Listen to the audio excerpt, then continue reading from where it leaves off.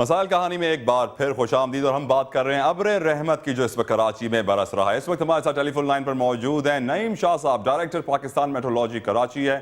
नईम साहब बताइए कि कराची में कितने मिलीमीटर बारिश होने की पेशगोई की गई है?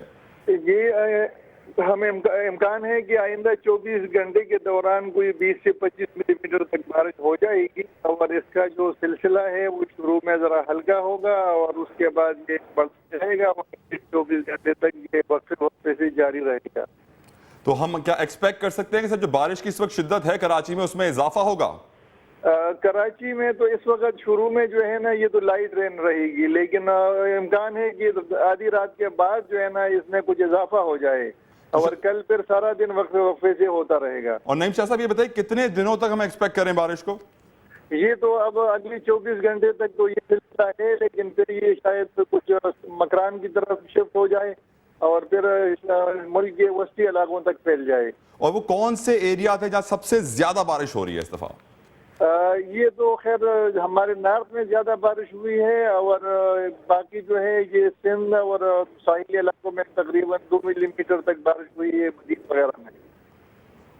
इस वक्त हमारे साथ मौजूद थे डायरेक्टर मैड नईम शाह। आपका बहुत बहुत शुक्रिया समाज से गुफ्तगू करने का। उनका ये कहना है कि सिंध के बाज़ इलाकों में खासतौर पर कराची में 20 से 25 मिलीमीटर बारिश की एक्सपेक्टेशंस की जा रही है, पेशनगोइयाँ की जा रही हैं। लेकिन देखना यह है कि क्या इस बारिश के लिए हम तैयार हैं, क्या हमारी इंतजामिया ने तमाम तर तैयारियां कर ली हैं। हमने देखा कि कुछ लोग गटर खोलने के लिए मौजूद थे लेकिन उनके पास सामान नहीं था कि वो अपना काम शुरू कर सके। इस वक्त हमारे साथ टेलीफोन लाइन पर मौजूद हैं कमिश्नर कराची मोहम्मद हुसैन सैयद साहब। मोहम्मद हुसैन साहब बहुत बहुत शुक्रिया, आपने अपने कीमती वक्त से हमारे लिए टाइम निकाला।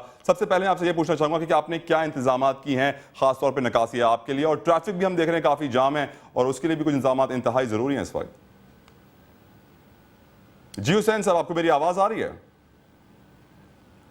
मोहम्मद हुसैन सैयद हमारे साथ हैं, हम उनसे दोबारा रब्ता करने की कोशिश करेंगे। शहर कायद में अबर बरस रहा है और मौसम खुशगवार हो गया, लेकिन जहां रहमत बरस रही है वहीं कुछ जहमत भी हैं, मुश्किलात भी हैं, मसाइल भी हैं, जैसे कि ट्रैफिक जाम, पानी सड़कों पर खड़ा हो जाता है, सड़कें जल थल हो जाती हैं।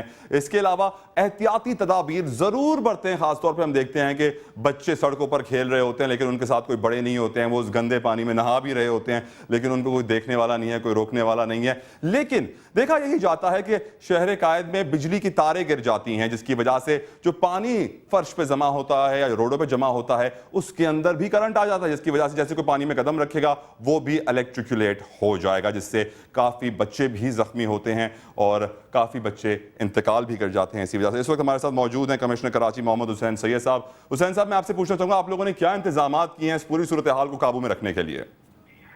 हाँ, देखिए, जो इंतजामात की बात है तो जो स्टैंडर्ड ऑपरेटिंग प्रोसीजर है उसके तहत तमाम जो डिस्ट्रिक्ट म्युनिसिपल कॉर्पोरेशन हैं उनके म्युनिसिपल कमिश्नर साहिबान और उनके एडमिनिस्ट्रेटर जो कि डिप्टी कमिश्नर भी हैं मुतल्लिका जिले, उन्होंने तमाम जो मुतल्लिका महकमे हैं उनके साथ कॉन्फ्रेंसेस की हैं और उसके बाद जो मशीनरी है, इक्विपमेंट है और मैन पावर है उसको डिप्लाई किया है।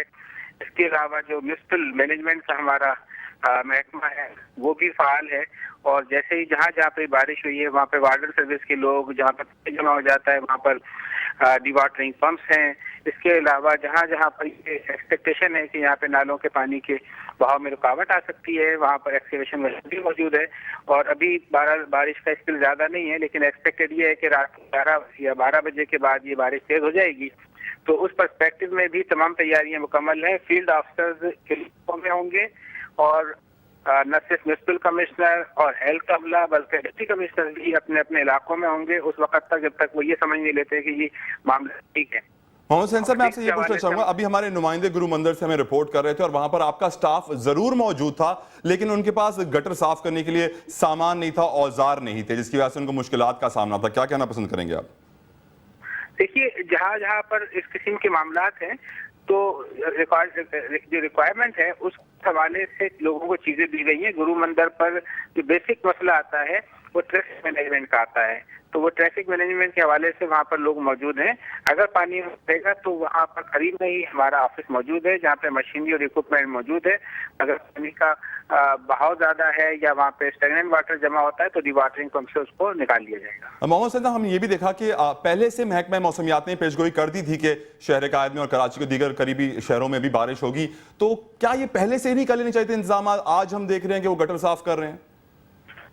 नहीं, इंतजाम भी पहले से होते हैं। गटर जो है एक दिन का प्रोसेस नहीं है, गटर समय ही साफ होने की जरूरत होती है क्योंकि पानी इसमें चल रहा है, इसमें डस्ट भी आती है, कचरा भी आता है, गार्बेज भी आता है, और उसके अंदर जहाँ जहाँ पर अगर इस तरह की प्रॉब्लम, तो बड़ा शहर है ना जी, उस शहर के अंदर एक गटर तो नहीं है, यहाँ पे हजारों 10,000 20,000 है। अगर एक गटर भर गया है तो उसकी सफाई तो ऑब्वियसली होगी, उसका ताल्लुक बरसात से नहीं है, रूटीन के साथ से है।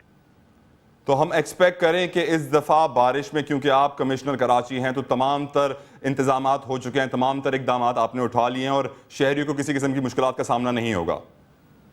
इंशाअल्लाह ताला बेहतर करेंगे इंतजामात।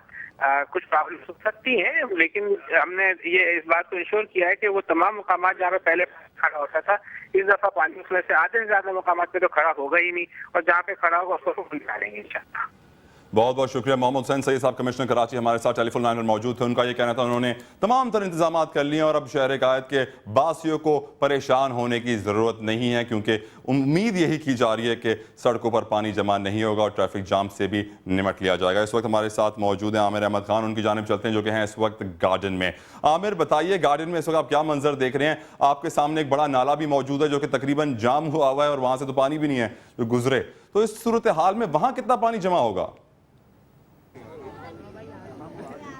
देखें जी, असल जो कराची का मसला है वो मसला ही ये है कि कराची में जो है रोडें इस तरीके से बनाई जाती हैं, खुसूसन सड़क गली महल्ले की जो सड़कें होती हैं, उसके साथ साथ जो मेन सड़कें भी हैं वहाँ पे जो है बरसाती नाले नहीं दिए जाते और बरसाती पानी की निकासी का कोई प्रॉपर इंतज़ाम नहीं होता। इसके साथ साथ जो बड़े नाले हैं उनकी सफाई नहीं होती। यही वजह है कि ये जो पानी जो है वो ओवरफ्लो कर जाता है और शहर की गलियाँ, सड़कें, महल्ले और अहम शाहराएँ जो है वो तालाब का और नदी का मंजर पेश करती हैं। इस हवाले से दावे ज़रूर होते हैं, हमने दिखाया भी, नाला भी दिखाया। मजीद हम लोगों से पूछते हैं कि उनके वो क्या देख रहे हैं, क्या उन्होंने ऑन ग्राउंड काम होते हुए देखा? आपने देखा क्या ये नाले की सफाई के लिए लोग यहाँ पे आए? सफाई हमने कभी कुछ देखा ही नहीं है।